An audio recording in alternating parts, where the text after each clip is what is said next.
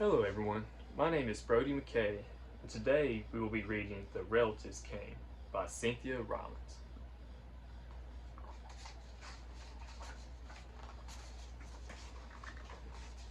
It was in the summer of the year when the relatives came. They came up from Virginia. They left when their grapes were nearly purple enough to pick, but not quite. They had an old station wagon that smelled like a real car, and in it they put an ice chest full of soda pop and some boxes of crackers and some bologna sandwiches, and up they came from Virginia. They left at 4 in the morning, and when it was still dark, before even the birds were awake.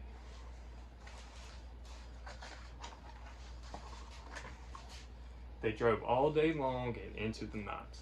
And while they traveled along, they looked at the strange houses and different mountains, and they thought about their almost purple grapes back home. They thought about Virginia, but they thought about us too, waiting for them.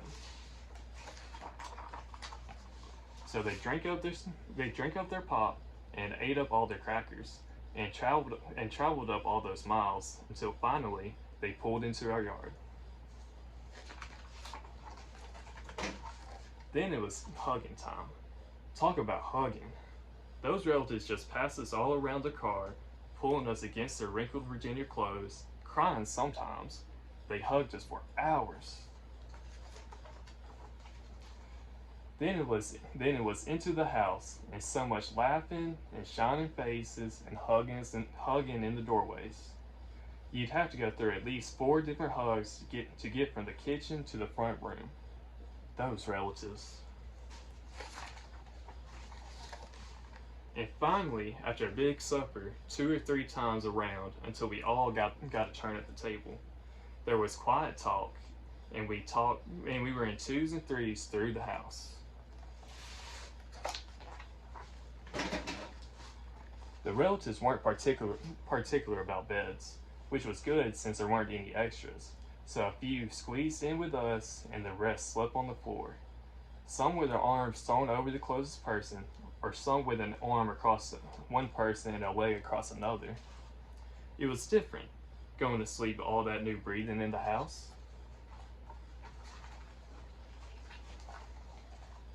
The relatives stayed for weeks and weeks. They helped us tend the garden, and they fixed any broken things they could find. They ate up all our strawberries and melons, then promised we could eat up all the grapes and peaches when we came to Virginia.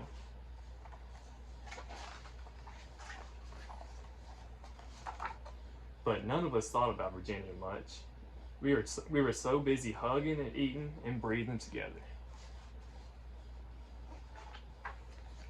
Finally, after a long time, the relatives loaded up their ice chests and headed back to Virginia at 4 in the morning.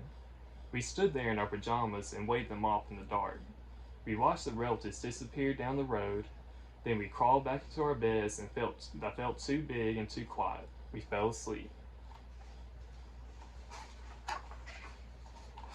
And the relatives drove on all day long and into the night. While they traveled along, they looked at the strange houses and different mountains, and they thought about the dark purple grapes waiting at home in Virginia. But they thought about us too, missing them, and they missed us. And when they were finally home in Virginia, they crawled into their silent, soft beds and dreamed about the next summer. The end. I hope y'all enjoyed it. And y'all have a good one.